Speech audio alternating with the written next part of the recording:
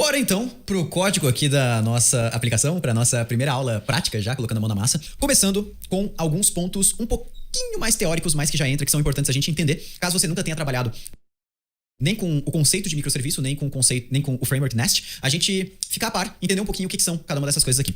Beleza, vamos entender o que é microserviço, né? Claro que você já deve ter ouvido falar desse tema, tá? Aqui eu vou fazer um desenho muito tolo, então não se preocupa com a qualidade do meu desenho aqui. O que acontece, né? A gente tem dois tipos de arquitetura comum pra gente seguir em aplicações. E quando eu falo arquitetura, que não é arquitetura necessariamente de código, é arquitetura de como a gente separa nossos arquivos, como que os nossos arquivos se comunicam, nada disso. É arquitetura, na verdade, na hora de deploy, na hora de enviar o nosso código pra produção. Ou seja, arquitetura como a gente vai hospedar a nossa aplicação.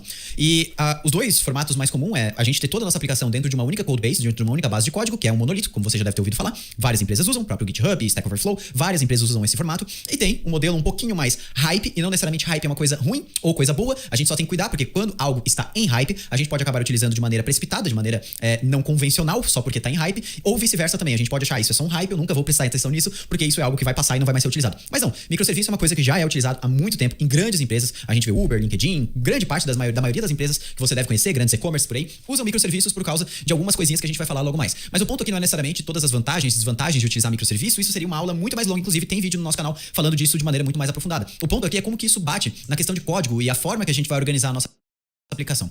Numa arquitetura de monolito, onde toda a codebase ela é junta, né, num único código, a gente tem a nossa aplicação e nós temos o nosso banco de dados. E aí fica muito fácil, é simplesmente um código, um banco de dados. A gente sempre tem a comunicação ali simples, né, a comunicação do app batendo no banco, vice-versa, e isso fica muito fácil. O problema disso é que e novamente eu não vou entrar em todas as vantagens e desvantagens, daria pra gente entrar aqui e ficar discutindo muito tempo. Se você quer entender um pouquinho mais sobre microserviços, acompanha a gente vai conversar sobre isso aí nos próximos dias, nos próximos meses, mas o ponto que eu tô querendo trazer aqui é que quando a gente tem apenas uma única codebase, com um único banco de dados, a comunicação da nossa aplicação fica muito simples. O problema disso é que conforme a gente precisa escalar a nossa aplicação, escalonar, a gente precisa ter mais recursos, mais memória RAM, mais processamento e uma aplicação muito grande, com um único banco de dados, as coisas acabam ficando muitas vezes encavaladas. Uma parte da aplicação, por exemplo, sei lá, nota fiscal, de emissão de nota fiscal, tá com problema, ela acaba derrubando uma outra parte da aplicação que não tem nada a ver com isso, acaba prejudicando o usuário de conseguir adicionar um produto no carrinho. Tô dando um exemplo aqui de um e-commerce. E por isso veio esse novo conceito, na verdade não é um novo conceito, já é algo que está há bastante tempo no mercado, que é o conceito de microserviço, onde a gente divide a nossa aplicação em várias aplicaçõezinhas menores. E aí, como a gente vai dividir isso, é um assunto para um outro momento também. Mas pensando no e-commerce, a gente pode ter, por exemplo, microserviços para cada área de especialização do nosso negócio, né? Para quem já estudou um pouquinho também sobre Domain-Driven Design, Design de software, vai entender um pouquinho também como que a gente trabalha e entende esses contextos, né? Até onde uma área toca na outra. Isso é parte de um processo um pouco maior, digamos assim. Mas quando a gente vai pensar num microserviço, então, para a parte de e-commerce, a gente poderia pensar, bom, eu vou ter um microserviço especializado só no carrinho, por exemplo, poderia chamar de cart, um microserviço só de checkout, e novamente, minha letra, pelo amor de Deus, né? A gente poderia ter um microserviço só para a parte de nota fiscal eletrônica, a gente poderia ter um microserviço só para a parte de logística, eu vou chamar de log aqui, né? Então, calcular frete, sei lá, tudo mais que a gente poderia ter no sistema de logística. A gente poderia ter um microserviço só para cuidar da parte de autenticação dentro desse e-commerce. A gente poderia ter um microserviço só para lidar com a parte de catálogo, né? Então, a listagem de produtos e categorias. Ou seja, você vê que facilmente isso aqui tudo faz parte do mesmo e-commerce. Porém, cada partezinha, né? Cada área de especialidade dentro do e-commerce, ele acaba sendo dividido numa aplicação. Diego, o que isso acarreta, né? O que isso impacta na hora que eu estou desenvolvendo a minha aplicação? Em questão de código, pouco. Tá? Sendo bem sincero para você, microserviço é algo que eu já expliquei antes, é algo que toca muito mais na forma que você hospeda a sua aplicação, na forma que você escala a sua aplicação, do que necessariamente no código diretamente. O que mais impacta quando a gente vai trabalhar com microserviço é a comunicação entre essas aplicações. E é aí que o negócio começa a ficar super interessante. Por quê? Quando a gente trabalha com microserviço, uma das coisas que eu falei lá quando citei da questão do monolito é que a gente precisa ter independência entre as aplicações. Isso quer dizer, se a aplicação de autenticação tá lenta, não pode deixar o restante das aplicações lenta. Ou seja, se a aplicação de nota fiscal eletrônica tá com bug, algum dev lá subiu um bug lá e não tá conseguindo gerar o PDF da nota fiscal. Cara, a pessoa tem que conseguir continuar fechando a compra, fazer o checkout e aí depois a nota fiscal é emitida. Sei lá, demora aí 20 minutos, uma hora depois que a gente resolveu o bug. Então, em microserviços, quando a gente trabalha com esse tipo de arquitetura, essa independência entre as aplicações, entre os serviços é super importante. E aqui, é claro, a gente tá pulando bastante coisa porque a gente precisa ser um pouquinho mais rápido aqui dentro do Ignite Lab. O foco a gente aqui é puro código, depois a gente foca na parte um pouco mais teórica da coisa. E aí o ponto também que a gente trabalha quando a gente tem dentro de microserviços é que a gente precisa também ter uma independência na parte de banco de dados. Porque imagina que algum dev solta lá uma query super pesada na parte de catálogo, que recomenda os produtos pro usuário e aquilo faz uma query super pesada e derruba o nosso banco. Eu não posso ter esse banco também lento, atrapalhando as outras aplicações. Então, quando a gente trabalha com microserviço, a gente tem uma database, né, um banco de dados a cada microserviço, né? Aqui eu vou botar de qualquer jeito, porque eu não tô afim de escrever DB várias vezes. Isso acaba acarretando em vários problemas, porque a gente tem um banco de dados para cada aplicação, por mais que olhando assim seja, nossa, interessante, né? A gente tem um banco de dados, uma aplicação, eu vou pagar mais caro de banco de dados, já tá claro, mas pô, isso só traz benefícios, né? Uma aplicação não, traz alguns desafios interessantes. Por quê? Imagine que o nosso serviço de checkout aqui, que é responsável por receber novas compras do usuário, recebe uma nova compra. E agora ele precisa emitir uma nota fiscal. Bom, na hora que a gente for emitir a nota fiscal, eu preciso dados da compra. Preciso saber quais produtos foram comprados. Preciso saber os dados do cliente, que pode estar aqui talvez no serviço de autenticação. Eu preciso saber, sei lá, o preço, que pode estar num outro serviço de catálogo. Eu preciso saber... Cara, eu preciso saber muita coisa. Concorda comigo? O preço do frete, que pode estar aqui dentro do serviço de logística. Ou seja, o serviço de nota fiscal, ele precisa de informações de vários outros serviços.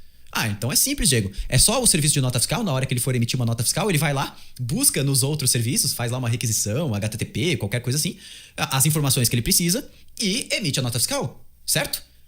Errado, porque na verdade quando você faz isso, você tá jogando fora aquilo que a gente falou de independência. Onde eu preciso que cada serviço funcione totalmente isolado, totalmente separado do restante das aplicações. Deveria ser possível eu derrubar todas as aplicações, deixar um único serviço rodando e ele funcionar, claro, dentro ali do seu contexto ele deveria funcionar.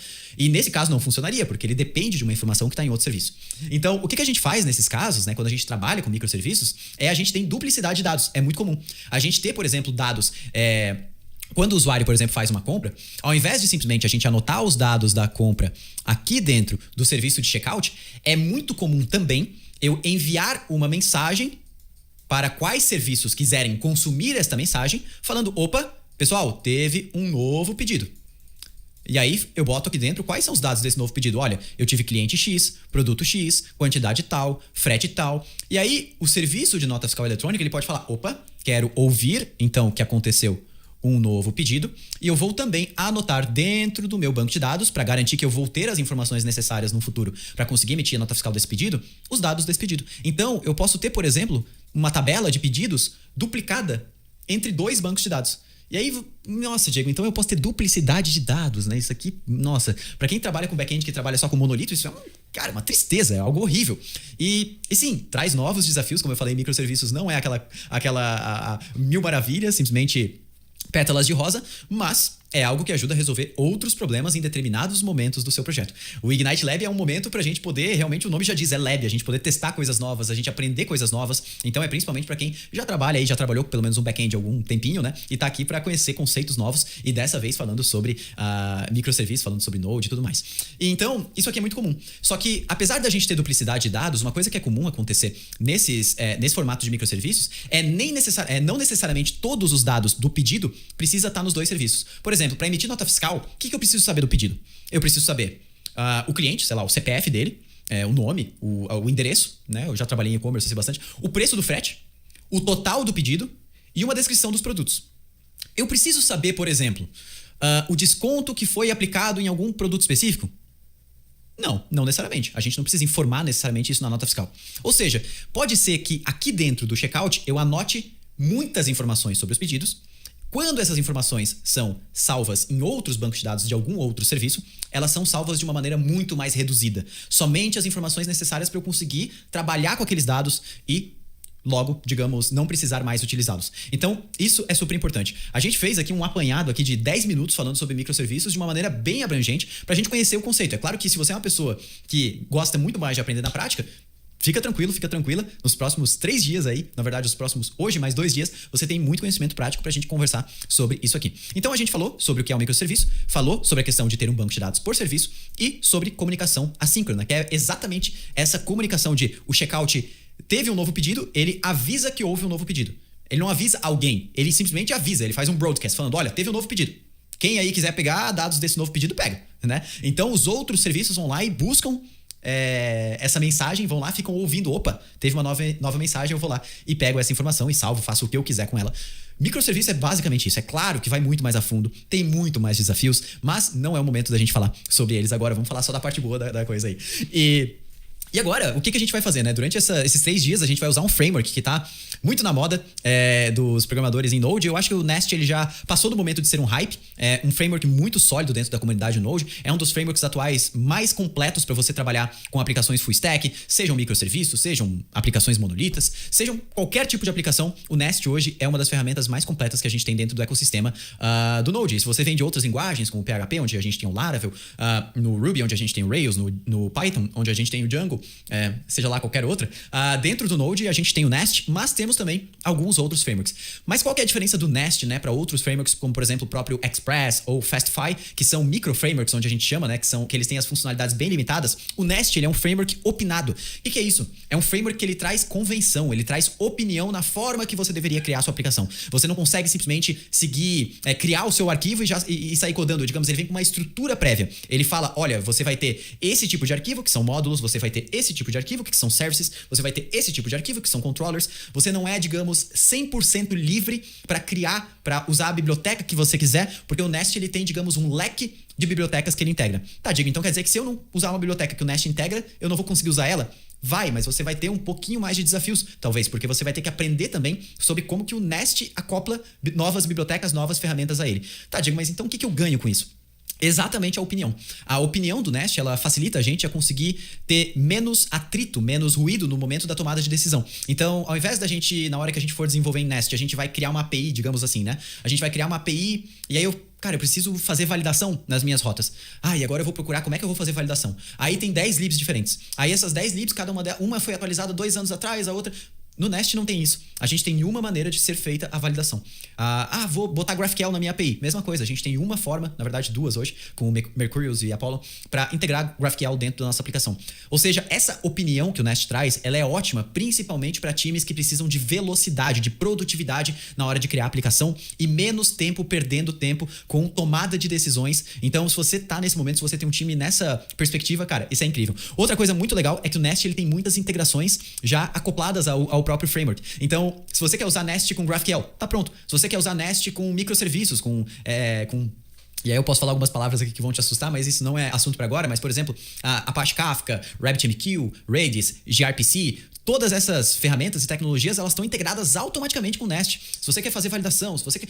Tudo, várias coisas, e a gente vai ver um pouco da documentação do Nest, já estão prontas dentro do Nest e a gente não precisa se preocupar. Outra coisa que para mim é a parte chave do porquê que eu comecei a utilizar bastante Nest é TypeScript e a funcionalidade de decorators. A gente vai ver isso no código, mas o Nest ele usa TypeScript para tudo. O Nest tem TypeScript na veia, assim, desde a sua primeira versão, sempre lembrei. O Nest, ele usa muito TypeScript porque ele trabalha bastante com conceitos e princípios do próprio Solid, por exemplo, inversão de dependência, List of Substitution Principle. Então, ele tem bastante essa pegada de trazer flexibilidade para quem está desenvolvendo a aplicação, evitar acoplamentos de código entre camadas. A gente vai falar sobre isso nas próximas aulas.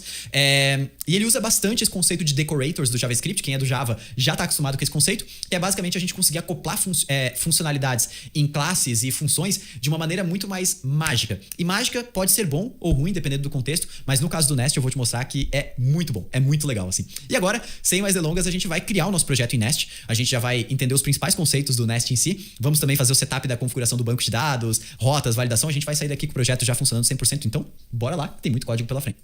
Bora então começar criando o nosso projeto. Eu vou acessar a documentação aqui do Nest e aqui dentro da documentação...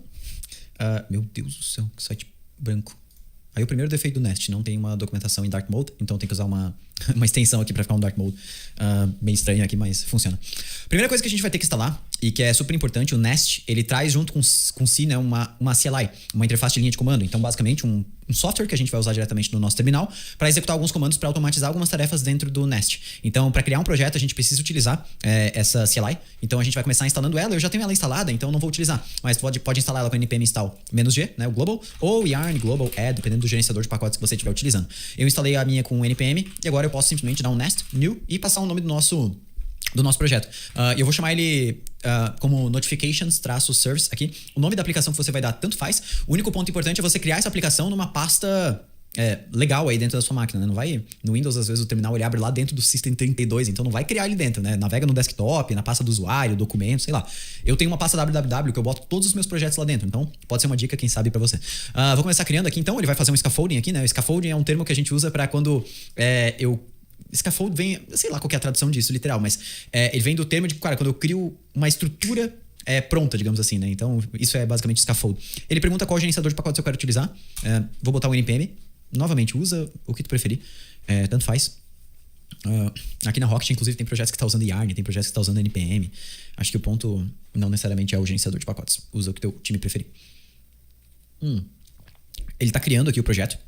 Aqui embaixo tem mais algumas coisas aqui no guia, mas não necessariamente a gente precisa seguir. A gente precisa esperar realmente isso aqui finalizar.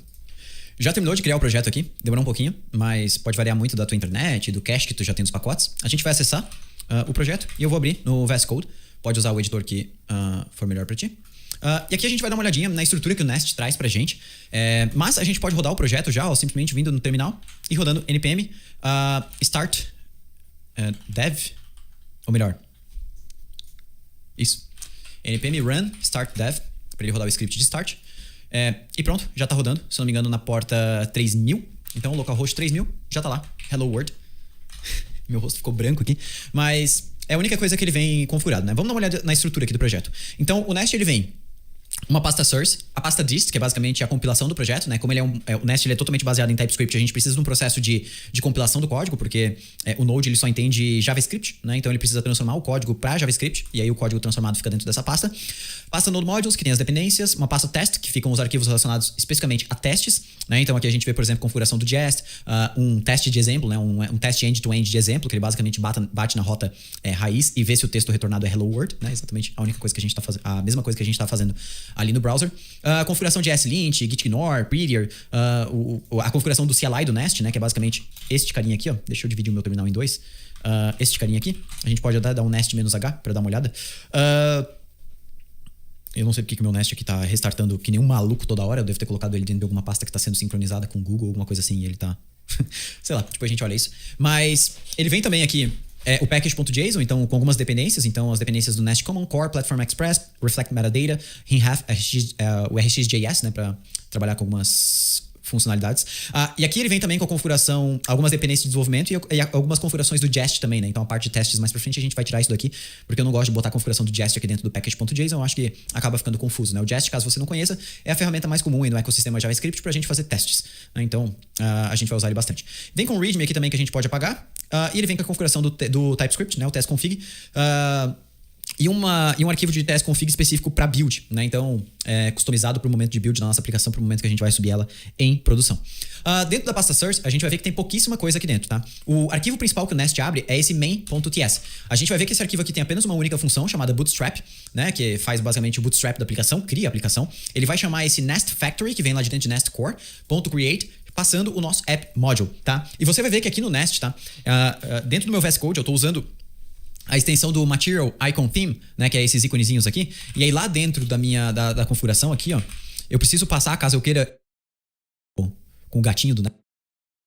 É um gato, sei lá, preciso passar esse carinha aqui, ó, Material Icon Theme.active Icon Pack, como sendo o Nest, porque o Angular e o Nest, eles usam nomenclaturas semelhantes para os arquivos, como por exemplo o Service, Module, Controller, e por isso ele pode acabar ficando com os ícones do Angular, né? Então, a gente acaba trocando isso aí. Mas todas as minhas configurações do VS Code, você encontra lá no meu GitHub, então github.com/Diego3G, você encontra todas elas lá, caso você queira copiar mais, inclusive, o meu próprio tema aqui. E aí, aqui dentro, eu basicamente crio o nosso app, né, chamando esse arquivo do app module, e mando ele ouvir na porta 3000, dentro do meu localhost. Então todas as rotas, tudo da nossa aplicação vai ficar exposto na rota, no localhost 3000 ali.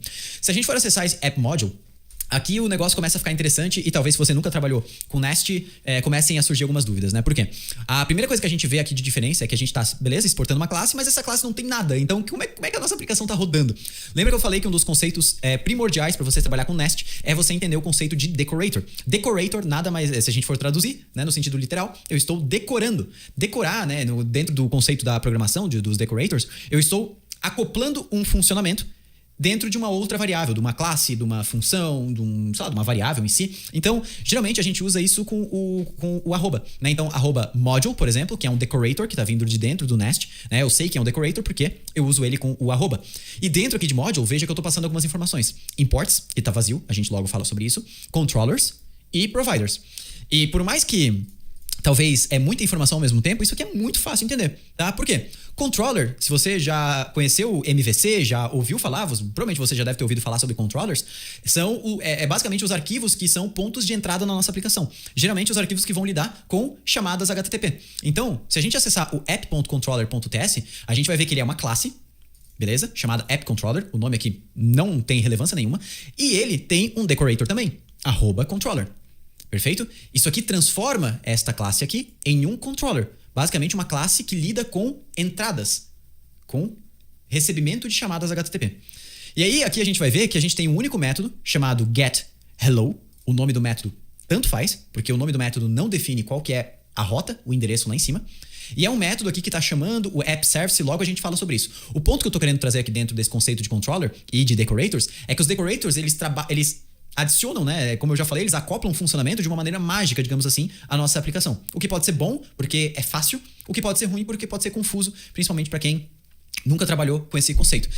Mas, por exemplo, né, como eu já trabalhei com Nest muito, né, várias das aplicações que a gente desenvolve aqui dentro da Rocket são com Nest, eu sei, por exemplo, aqui dentro do método get, eu posso, por exemplo, passar como primeiro parâmetro qual que é o endereço da minha rota. Então aqui eu posso passar, por exemplo, o endereço hello. Se eu salvo isso aqui agora e volto lá no meu navegador, se eu dou um F5 aqui agora, ó, ele não tá dando 404, tá dando erro, ele não consigo mais achar. Se eu boto agora /hello, que foi o que eu passei lá dentro, né, aqui do nosso get, ele já entendeu que esse é o endereço daquela rota, né, e é muito louco, porque eu posso fazer a mesma coisa aqui dentro do controller. Eu posso falar que, por exemplo, todas as rotas que estão dentro desse controller aqui, elas precisam estar prefixadas com app. Então, para eu acessar, por exemplo, essa rota aqui, precisa ser /app/hello agora. Então, olha só, eu vou salvar, a gente volta, se eu tento acessar hello já não dá, /app/hello, aí sim eu consigo acessar. Então, os decorators no Nest, você vai ver que eles são amplamente utilizados para trazer esses funcionamentos mágicos, que novamente, tem lados bons e tem lados ruins. Mas depois que você digamos, já tá com uma proeficiência em trabalhar com o Nest, você vai ver que os decorators, eles são muito bons, assim, porque eles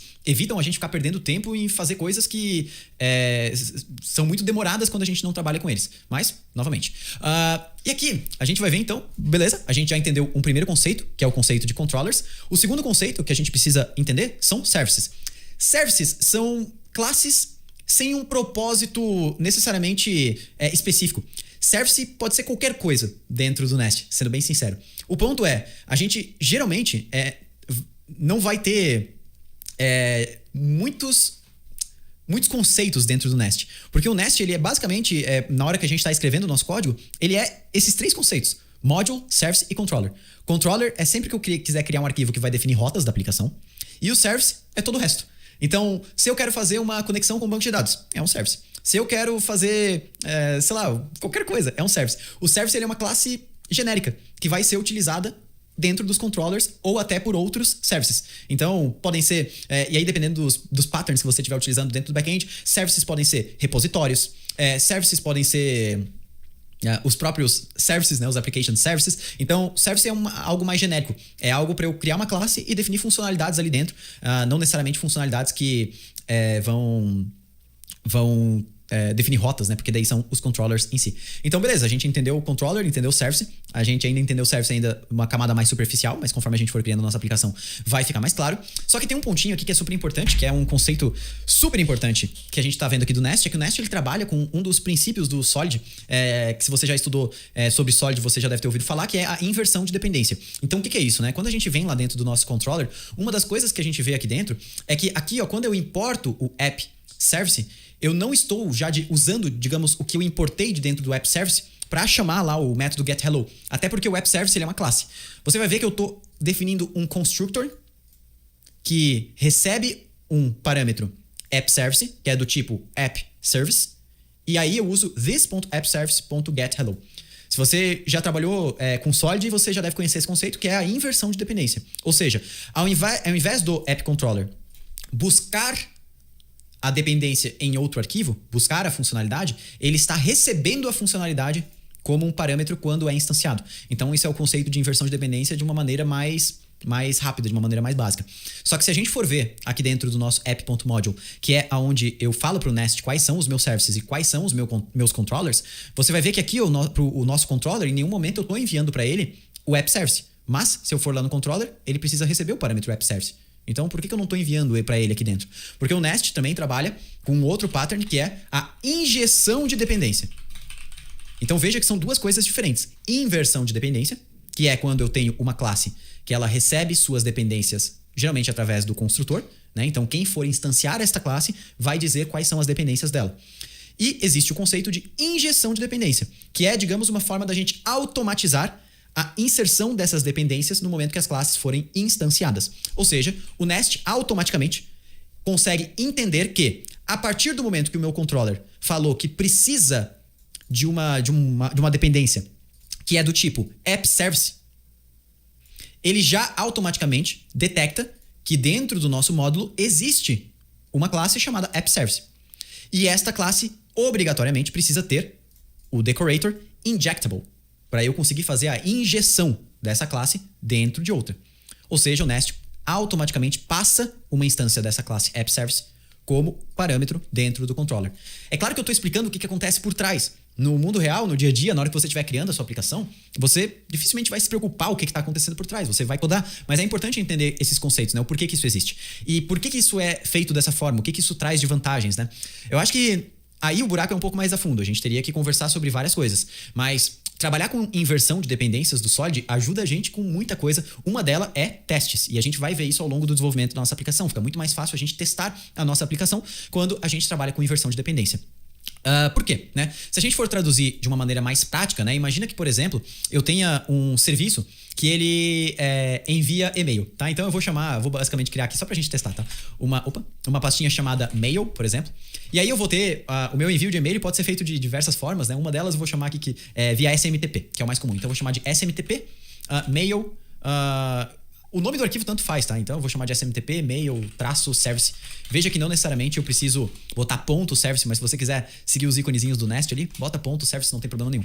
Eu vou exportar uma classe aqui dentro que se chama SMTP mail, tá? Essa classe eu não vou botar funcionalidade nela nenhum, não é o ponto aqui agora.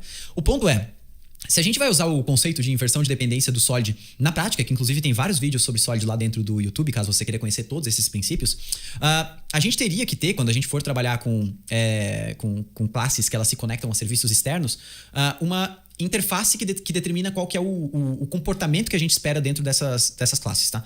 Traduzindo isso para código, que não ficou muito claro na teoria, a gente geralmente, quando a gente vai ter num conceito que a gente está trabalhando com inversão de dependência, a gente geralmente, por exemplo, tem uma classe que se chama Mail Service. Veja que aí não é nem SMTP Mail, é só Mail Service. Ela é geralmente uma interface ou uma classe abstrata. Aqui eu gosto no Nest de usar classes abstratas, depois eu já explico o porquê. Então, Mail Service, que ela determina basicamente quais seriam as funcionalidades comuns da gente ter num serviço de e-mail. Por exemplo, enviar e-mail, certo? E aqui eu vou botar simplesmente que retorna uma promise, void. Poderia retornar, sei lá, isso aqui retorna uma string. Vamos botar assim. E eu vou exportar isso aqui daqui de dentro. E aí, agora, o meu SMTP Mail Service, ele vai implementar o nosso Mail Service que está aqui dentro do outro arquivo. Obrigatoriamente, com isso, ele precisa instanciar, né, implementar o método sendMail. E aqui eu vou simplesmente retornar uma string falando SMTP Mail. Beleza? E aí, como a gente está trabalhando com o conceito de inversão de dependência, pode ser que em algum momento da nossa aplicação a gente tenha alguma outra forma de enviar e-mail. Concorda comigo? Então pode ser que em algum momento eu faça uma integração da nossa aplicação com Postmark, acho que é uma das soluções que a gente tem para envio de e-mail. Postmark mail.service.ts. E aí eu tenho a mesma implementação, vou copiar aqui, Postmark mail service, que implementa também o mail service, porém o método sendMail dessa vez ele vai retornar Postmark mail e não mais SMTP mail como a gente tinha lá no outro. Por que eu criei isso tudo, né? Porque eu queria te mostrar o que a inversão de dependência traz pra gente, né? O que acontece? Se a gente não tivesse utilizado a inversão de dependência, nesse momento, lá no meu controller aqui que tá lidando com o nosso app service, que seria o nosso, vou botar até trocar aqui, ó, nosso mail service.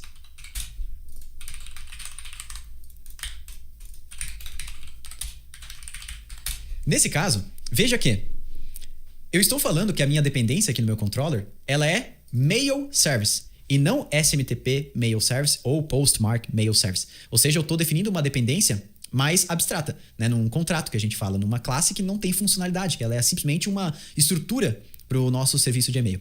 E quem instancia o nosso controller diz qual que vai ser a dependência utilizada. Então aqui no provider, por exemplo, eu posso passar, por exemplo, SMTP Mail, deixa eu botar aqui SMTP Mail Service salvo aqui agora. E ele vai dar um errinho, porque aqui eu preciso colocar o nosso injectable, como eu tinha falado lá anteriormente. Tanto aqui quanto no postmark.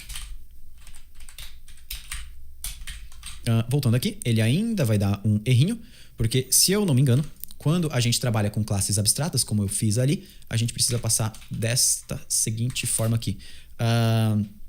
Provide mail service, que é a interface, né, a estrutura. Use class e passamos o nosso SMTP mail service. A gente salva aqui agora, nossa aplicação. Deixa eu dar uma olhadinha. If app service. A gente não tá mais usando app service, né? Deixa eu fechar a aplicação e rodar de novo. App service. Eu tô usando app service em algum lugar. Eu não percebi. Não, vou até apagar isso aqui, porque eu não tô mais utilizando esse carinha.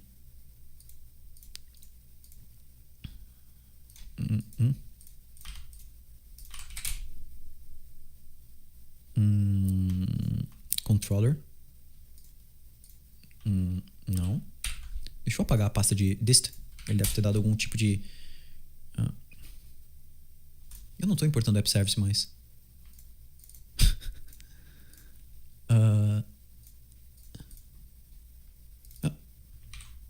Eu não salvei o arquivo.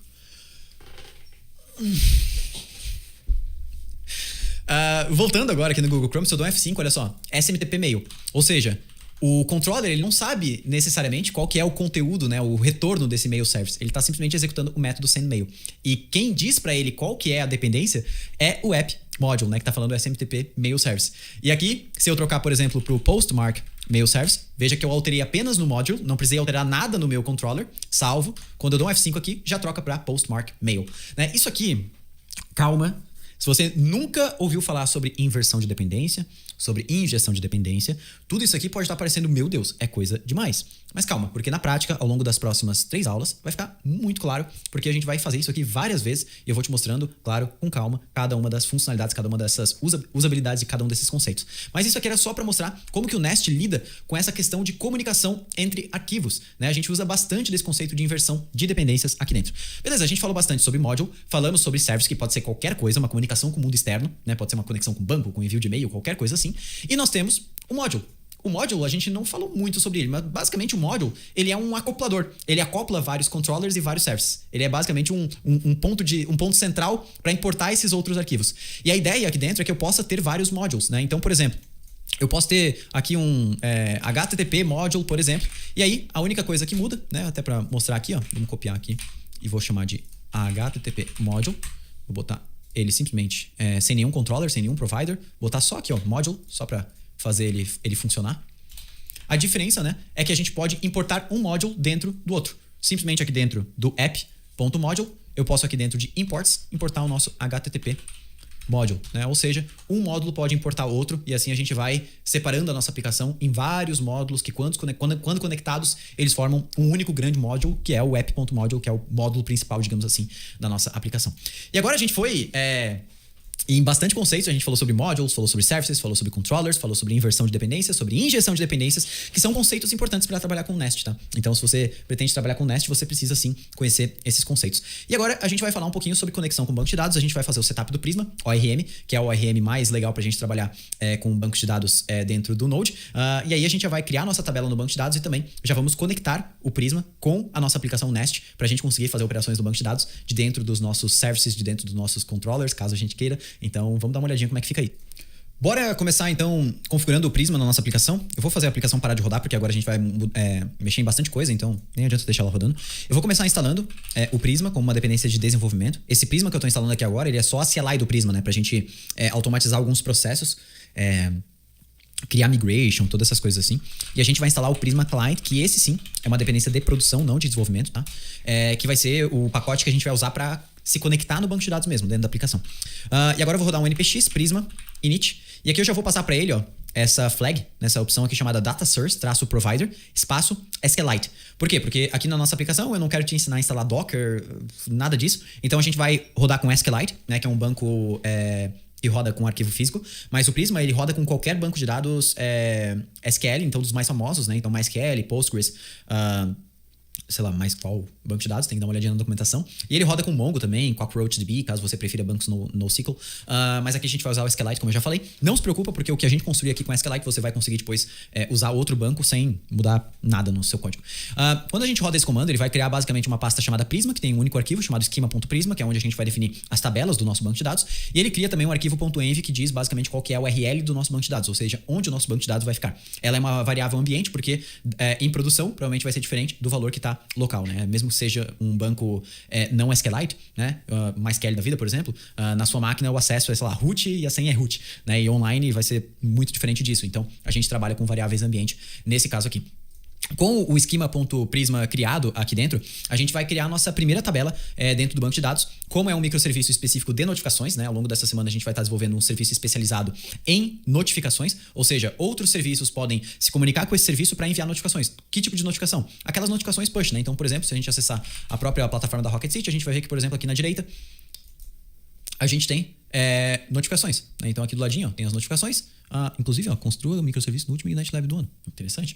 Então essas notificações aqui no canto, por exemplo, são alguns exemplos de notificação que a gente pode enviar. E geralmente essas notificações elas vêm de vários serviços, né? Então pensando na plataforma da Rocket, por exemplo, a pessoa está lá no fórum, que é um serviço especializado. Aí ela recebe um comentário no post, a gente quer enviar uma notificação. Olha, alguém comentou no seu post. Sei lá, a pessoa está lá no Ignite e a gente liberou um conteúdo novo do Ignite. O Ignite é outro serviço. Pô, a gente quer enviar uma notificação para todo mundo que é aluno do Ignite falando que teve um conteúdo novo liberado. Ou seja, a notificação é algo que geralmente a notificação ela vem de vários locais, né? Então por isso a gente vai estar criando um microserviço especializado em notificações. E aí a nossa tabela no banco de dados vai ser notification, né? A gente vai armazenar notificações. E aí eu vou basicamente criar aqui qual que seria a estrutura da nossa tabela.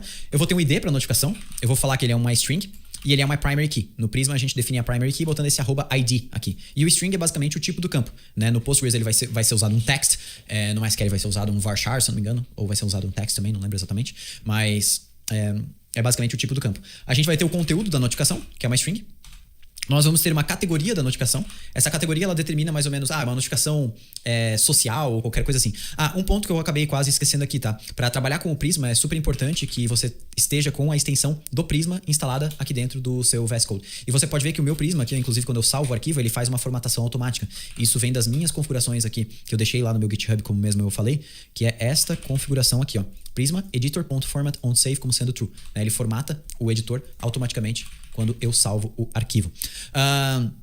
Além do conteúdo da categoria, eu vou anotar a data que a notificação foi criada. Então vai ser um campo do tipo datetime. E eu vou botar aqui um @default. Não.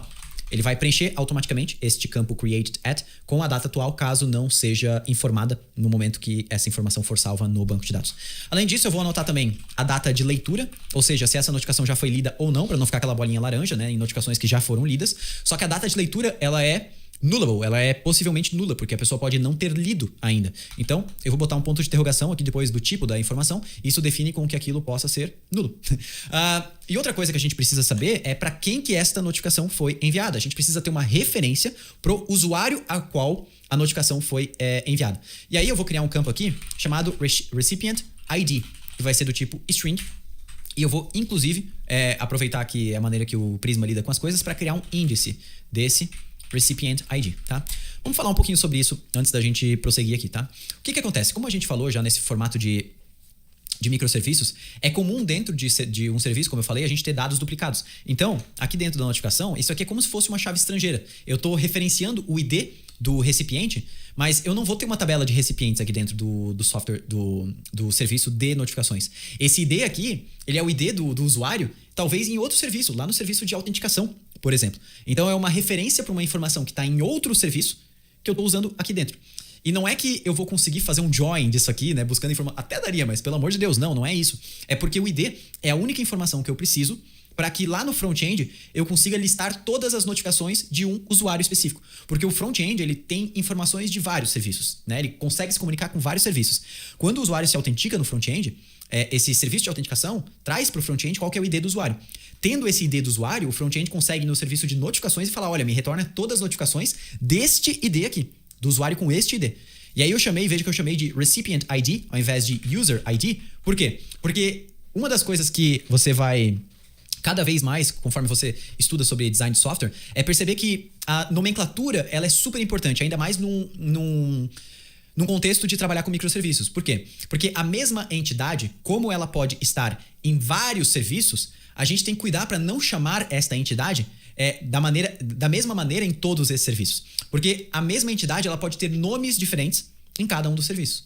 Né? Se a gente for pensar, vamos voltar. Se a gente for pensar num sistema de e-commerce, quando a pessoa está comprando, ela é um cliente, certo? Ou seja, dentro do serviço de checkout, ela é um cliente. Talvez no serviço de nota fiscal, ela também seja o cliente. Mas lá no serviço de logística, que lida com frete, que lida com tudo isso, ela não é o cliente, ela é o destinatário, por exemplo.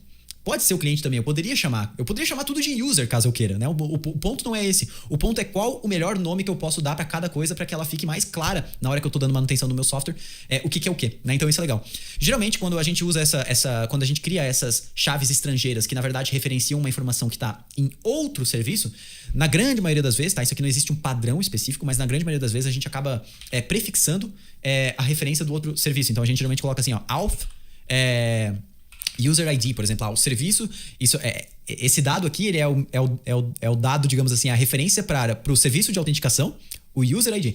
Só que, novamente, não existe uma padronização, o ponto é você definir qual que é o padrão que você vai seguir no seu time e tudo mais. E aqui a gente cria um índice, por quê? Porque uma coisa muito comum que a gente vai fazer é procurar todas as notificações de um usuário. Então é super importante que eu tenha o índice criado no Recipient ID para que essas informações estejam indexadas por recipiente e seja uma query muito mais leve para o banco de dados, né? Se você nunca trabalhou com banco de dados, aí isso aqui pode ser uma conversa um pouco mais complexa, né? Mas os índices, eles garantem essa facilidade em a gente buscar informações que são filtradas por algum campo ou a soma de mais campos em específico. Vamos lá, vamos voltar aqui para o Obsidian. Então, a gente já fez o setup do Prisma, criamos a nossa tabela de notificações e agora a gente vai criar a conexão do Prisma dentro aqui do Nest para a gente começar a fazer as operações no nosso banco de dados. Mas antes disso, eu preciso criar a tabela em si, né? Por enquanto, a gente só definiu aqui dentro do esquema.prisma, mas para que isso realmente para que a tabela realmente seja criada, a gente precisa rodar npx, prisma, migrate dev. Ele vai criar uma nova migration, né? A migration nada mais é do que uma forma da gente ter um controle de versão de tudo que foi feito no nosso banco de dados. E aqui eu basicamente dou um nome para ela. Então, create notifications.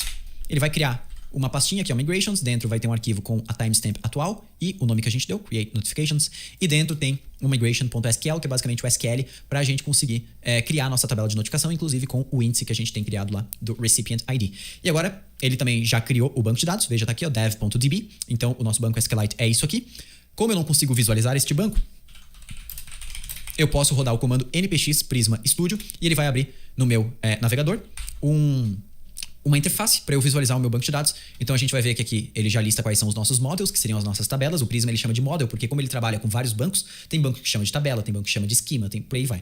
Então aqui dentro, notification, a gente vai ver os campos. Então ID, recipient ID, content, category, read at, created at. Por enquanto a gente não tem nenhuma notificação, logo a gente vai criar essa notificação aí dentro da nossa aplicação. Se você quiser deixar o Prisma Studio aqui aberto, deixa aberto, abre outro terminal para trabalhar aqui com a aplicação, sem problema. Eu vou fechar aqui, porque não é o foco aqui agora, a gente mexer no banco de dados. E aí, uma das coisas que eu tinha citado antes é que o Nest ele vem com várias integrações e vários tutoriais de como integrar ferramentas comuns do ecossistema JavaScript dentro desse framework. Então, se a gente for aqui na esquerda e a gente entrar em recipes, talvez?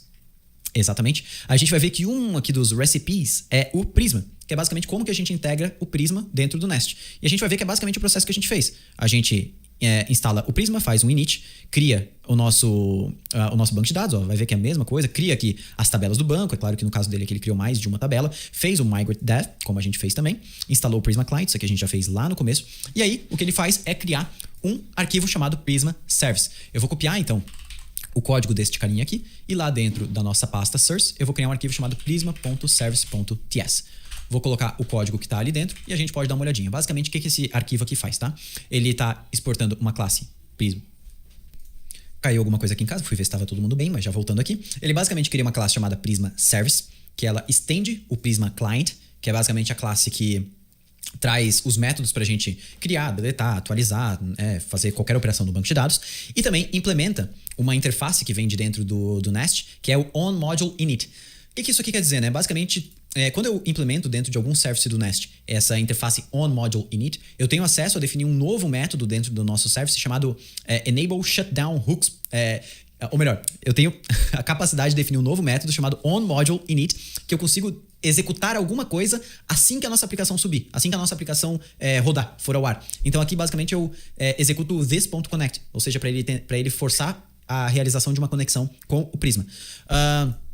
E aí é basicamente isso. Isso aqui é um outro snippet de código rapidinho que ele basicamente fala, olha, eu quero que antes, ele cria um event listener, né? Antes da conexão do Prisma ser fechada, eu quero fechar a aplicação. Ou seja, se por algum momento a conexão com o banco cair, ele fecha a aplicação, ele derruba a aplicação. Então, são só alguns pontos aqui, não tem necessidade da gente ficar entrando muito a fundo aqui. Mas, agora que a gente já criou o nosso service, o que a gente vai fazer é lá no module importar esse service aqui dentro de providers, Prisma Service. E agora a gente pode usar o nosso Prisma Service em qualquer outro lugar. Eu vou deletar o mail aqui, porque era só para exemplificar. A gente vai deletar tudo que tem referência ao mail aqui dentro. E agora, por exemplo, lá no nosso App Controller, eu posso acessar o Prisma diretamente, fazendo aqui a inversão de dependências, falando, olha, eu quero o Prisma Service. E agora eu posso, por exemplo, fazer this.prisma.notification, né? Como o Prisma ele tem essa integração muito legal com o TypeScript, veja que ele automaticamente já retorna o nome das minhas tabelas. Então, o notification já está aqui. E eu posso, por exemplo, retornar todas as notificações. Então, eu dou um find many, ele vai retornar todas as notificações. Aqui está dando erro, porque eu falei que o método hello retorna uma string, só que não é verdade, né? Então, eu vou simplesmente tirar esse retorno explícito aqui e deixar ele definir o retorno de maneira automatizada. Vamos tirar também esse hello aqui, Na verdade, aqui eu vou botar, o nome do controller eu vou botar como notifications. Assim, quando a gente acessar http localhost 2.3000/notifications, ele já vai cair nisso aqui e vai retornar todas as notificações. Vamos testar então. npm run start dev. Vamos lá, localhost 3000/notifications e ele retornou um array vazio. Show, porque a gente não tem nenhuma notificação. O que a gente pode fazer? Vamos criar uma nova rota. Agora ela não vai ser uma rota get, porque eu não vou querer buscar uma informação e sim cadastrar uma informação. Para isso a gente troca aqui o get por post e a gente vai importar de dentro de nest common, né? E aqui eu vou chamar o método de create e esse outro aqui pode ser de list, né? Vamos deixar mais simples aqui. O método create eu vou criar uma notificação. Então dentro dele aqui, ó, vamos botar aqui um async. Eu vou dar um await this prisma notification.create data e eu vou passar aqui os dados para criar uma nova notificação. Então o ID da notificação, o ID aqui eu vou gerar ele usando o próprio Node. Então eu vou importar de dentro de Node crypto um método chamado random UID, né? O UID é a sigla para Universal Unique ID, que é um ID único universal, né? Então não tem como ser repetido. Vou botar um conteúdo aqui na notificação. Então você tem uma nova solicitação de amizade. A categoria eu vou botar social, por exemplo. Recipient ID, a gente também vai passar aqui um ID qualquer, um UID, só para simular. Agora, eu não consigo chamar essa rota create aqui por dentro do navegador, né? Porque todo acesso que o navegador faz é enviando o método get, né? Então o navegador eu não conseguiria facilmente aqui, através do endereço, fazer uma requisição do tipo post. Para isso a gente tem ferramentas especializadas em fazer essas requisições, até para a gente testar durante o desenvolvimento da nossa aplicação essas requisições. Por exemplo, Postman é uma bem famosa, Insomnia é outra bem famosa, tem o Hopscotch também, que é uma ferramenta muito legal também. Todas elas são legais. A gente vai usar, nesse caso aqui, um Insomnia. Se por acaso você quer utilizar outra, não tem problema nenhum. Depois de baixar o Insomnia, você vai cair nesta tela aqui. Deixa eu voltar para a tela aqui que você vai cair para não nos perdermos. Uma tela parecida com essa. O meu já tem bastante coisa aqui dentro. Você vem aqui em Create, Request Collection e bota aqui, por exemplo, Notifications, Service, Ignite Lab, para a gente lembrar do que é esta aplicação. E aí, nós vamos aqui na esquerda criar uma nova requisição. Vou chamar ela de Create Notification, trocar o método aqui para Post, HTTP, localhost 3000/notifications. E aqui a gente vai dar um send e pronto. Já deu um 201 created, ou seja, ele já entendeu automaticamente que nós criamos uma notificação. Se eu for agora e criar uma nova requisição que lista as notificações e o endereço vai ser o mesmo, então a gente pode copiar, o que muda é o método entre elas e eu der um send agora, a gente vai ver que ele retorna agora um array com uma única notificação ali dentro. Com o conteúdo você tem uma nova solicitação de amizade, categoria social, que foi o que a gente criou lá dentro. Se eu vir aqui e criar uma nova notificação, volto na lista e agora eu vou ter duas notificações com o mesmo conteúdo, né? Então, por enquanto, a gente já está conseguindo criar as notificações, porém, A gente ainda não conseguiu diferenciar o conteúdo de uma notificação para outra ali dentro, então a gente vai trabalhar um pouquinho com essa parte de parametrização e também com validação de dados daqui para frente, que é o que a gente vai fazer. Então, rotas e validação, né? A gente já criou a nossa notificação, agora a gente vai para a parte de trabalhar aqui, entender como que a gente pega o corpo da requisição e trabalha com isso. O corpo da requisição é basicamente aqui dentro do Insomnia, quando eu vou criar uma notificação, eu posso enviar aqui o corpo como formato de JSON, né? Que é o formato mais utilizado em APIs atualmente. Então, a gente pode enviar, por exemplo, para criar uma notificação, eu teria que pensar, né? Eu posso enviar o ID do recipiente, o conteúdo da notificação e a categoria. Acho que é isso. Os outros campos, eles têm que ser... o ID tem que ser gerado automaticamente e o read at, created at, eles não vão ser informados aqui no momento de criação, né? A leitura ela teria que ser posterior. Então, seriam esses 3 campos aqui. Vou botar qualquer coisa aqui dentro só para a gente tentar captar esses dados aqui dentro do Nest em si. Então, o que acontece, né? No Nest, se você veio de outros frameworks como Express, Fastify ou até de outras tecnologias, é comum de aqui no método a gente receber, por exemplo, a requisição, a resposta, a gente ter acesso a essas informações, mas no Nest, não. No Nest, a gente usa decorators, como eu já falei, para tudo, tá? Então, olha só como que é diferente aqui no Nest, tá? A gente usa um decorator aqui dentro, chamado, no caso, @body. Veja que eu importo ele de dentro de Nest Common. Body quer dizer o corpo da requisição, passo aqui parênteses. E aqui eu vou receber... Boto isso numa variável chamada body, 2 pontos e o tipo dessa variável, ou seja, qual que é o formato que eu espero que esteja dentro do corpo da minha requisição. Por enquanto aqui, amantes do TypeScript, calma, não me odeiem ainda, eu vou colocar um N, que quer dizer, pode ser qualquer coisa. Né? O body aqui pode ser qualquer coisa. E agora, aqui dentro, eu vou dar um console log no nosso body e eu vou comentar essa linha que cria aqui para ele não ficar criando um monte de notificação desnecessária, tá? Vou salvar aqui agora. Quando eu dou um send, veja que eu volto aqui, ó, na nossa aplicação. Tá aqui. E ele já retornou o nosso console log. Então, olha ali, veio recipient ID, content e category, beleza? Então, se eu pegar desse body aqui essas informações, recipient ID, content e category, eu posso criar a nossa notificação usando estas informações, content, category e recipient ID, que deve funcionar. Veja, eu venho aqui, dou um send, pronto, criou a notificação. Se eu volto na lista de notificações, tá lá, a notificação que a gente acabou de criar. O problema é que eu não estou validando esses dados, né? Não estou falando exatamente, bom, e se o recipient ID não for informado, né? Nem sei o que vai acontecer, mas vai dar erro aqui, um internal server error, provavelmente, ó, se eu tirar o recipient ID, ó, horrível, né? Não mostra nada, não fala nada, então isso aqui é muito ruim. E para isso a gente vai trabalhar com validação de dados. Só que o Nest, ele tem um formato de trabalhar com validação de dados que é muito legal, assim. Ele facilita bastante. O que a gente vai fazer, tá? A gente vai basicamente criar uma classe separada. E por enquanto eu vou criar tudo dentro da pasta source. Amanhã é o dia da gente deixar isso tudo organizado, tinindo, então fica calma. Aqui eu vou chamar de create notification-body.ts, tá? E aqui eu vou exportar uma classe chamada create notification body. E agora eu vou instalar dentro do Nest dois pacotes, que é o class validator e o class transformer, tá? A gente vai aguardar a instalação desses 2 pacotes aqui funcionarem. E beleza.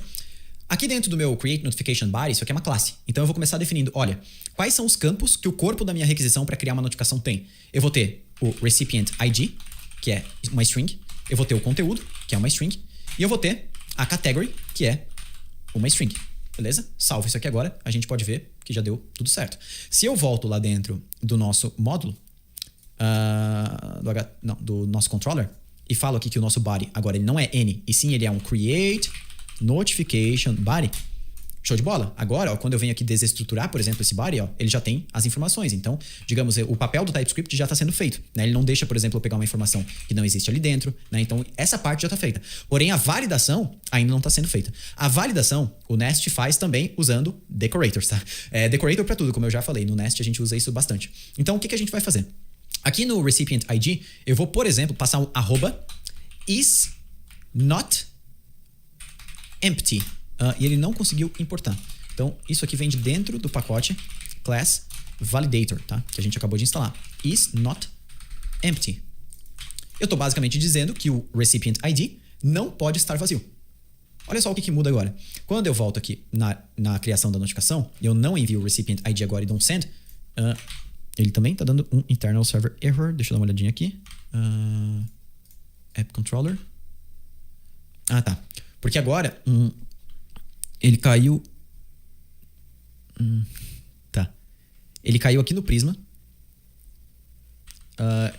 Enviando o recipient ID vazio. Deixa eu dar uma olhadinha nisso aqui.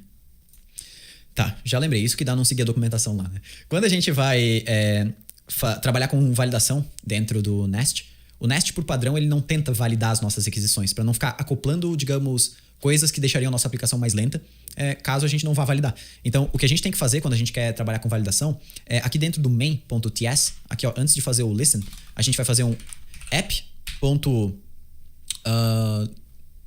Deixa eu até lembrar, use global. Cara, eu vou lá na documentação. São coisas que a gente acaba não decorando, digamos assim, né? Porque não vale a pena. Geralmente tu faz uma vez só na criação da aplicação. Use global pipes, exatamente isso aqui. Use global pipes, new validation pipe. Então a gente vai basicamente botar desta forma aqui, importar o validation pipe, que vem de dentro de Nest Common, salva aqui agora, nossa aplicação vai restartar, e agora se eu tento criar a notificação sem passar o recipient ID e don't send, olha só, já mudou o erro, não tá dando mais um internal server error, tá dando o erro 400, que é bem melhor, a gente já consegue saber informações do erro, e ele fala aqui dentro da mensagem, recipient ID should not be empty, e dá um bad request, ou seja, o erro tá muito mais descritivo, a gente já tá começando a trabalhar com validação. Outra coisa que eu posso fazer aqui é falar que o recipient ID obrigatoriamente precisa ser um UUID.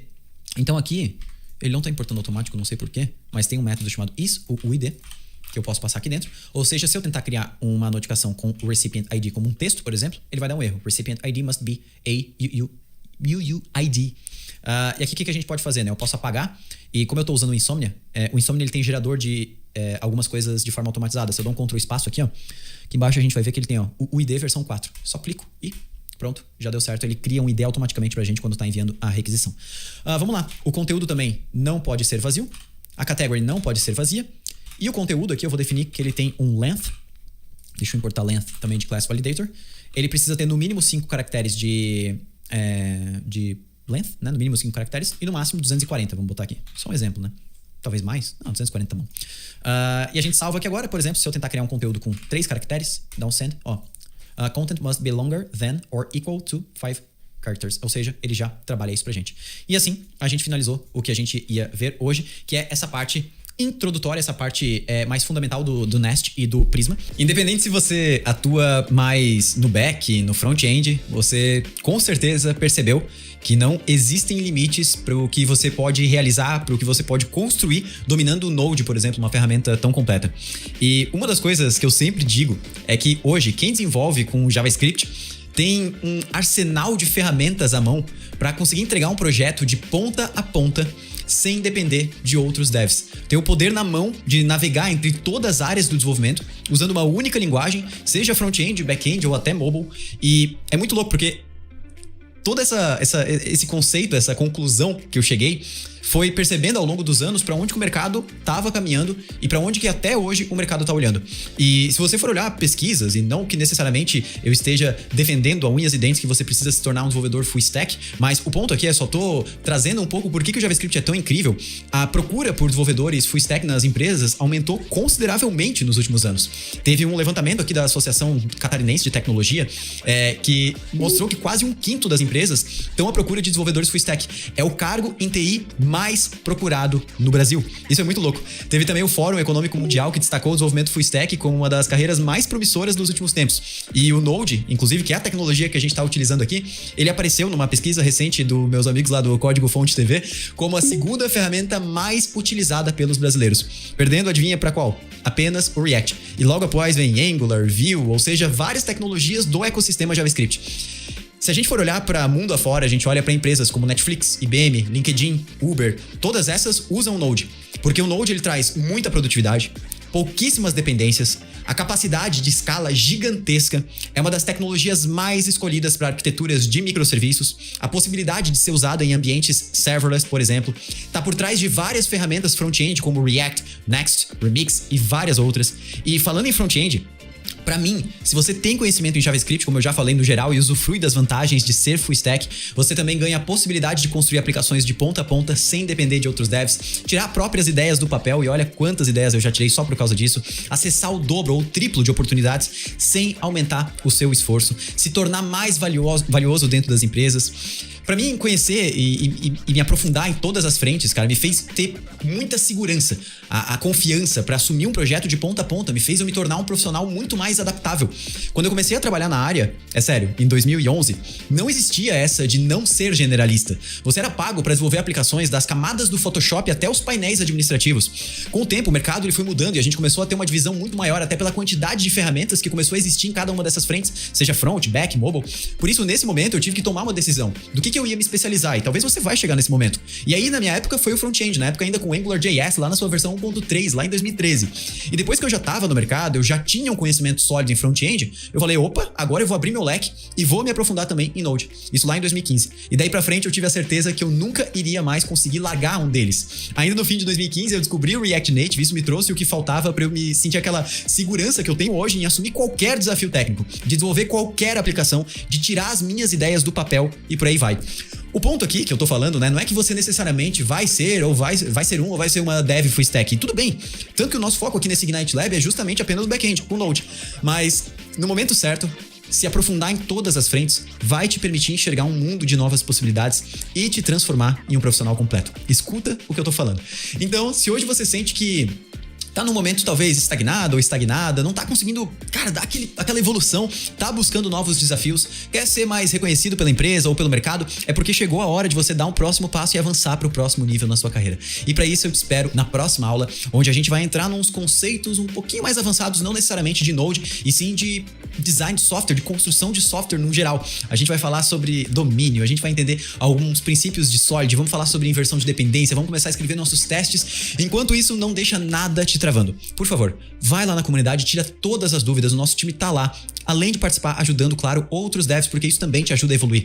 Lembrando que você pode rever essa aula quantas vezes você precisar aqui na plataforma. Um grande abraço e eu espero na segunda aula do Ignite Lab de Node. Tchau!